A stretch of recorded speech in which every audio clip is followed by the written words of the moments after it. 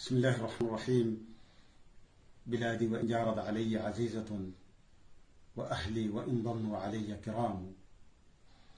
أنا الرائد الدكتور نجم الدين عبد الله إسماعيل، الناطق الرسمي باسم قوات الدعم السريع سابقا، دفعة 3 جامعيين كلية حربية. عملت بالفرقة 14 مشاة، فرقة 16 مشاة، فرقة 18 مشاة، وأخيرا الفرقة 20 مشاة. أولا أسأل الله سبحانه وتعالى أن يجنب البلاد الفتن ما ظهر منها وما بطن، وأن يحقن الدماء.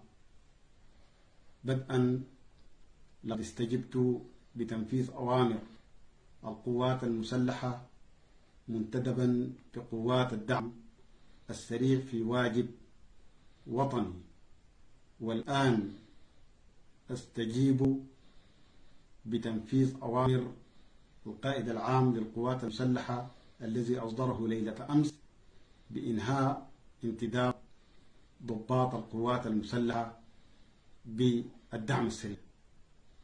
ومنذ الأمس فقدت الاتصال والتواصل بجميع وسائل الإعلام لأسباب خارج إرادتي، وأؤكد بأنني ولن أصرح لأي جهة إعلامية بما يجري الآن من أحداث، باعتباري ضابطا بالقوات المسلحة وليست متحدثا باسم أي جهة.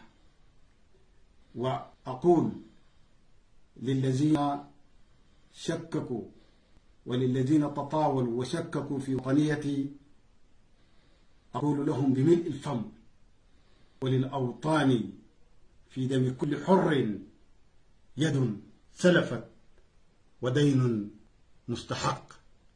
اليوم الأحد 16 أبريل موافق 25 رمضان 1444 هجرية، والسلام عليكم ورحمة الله تعالى وبركاته.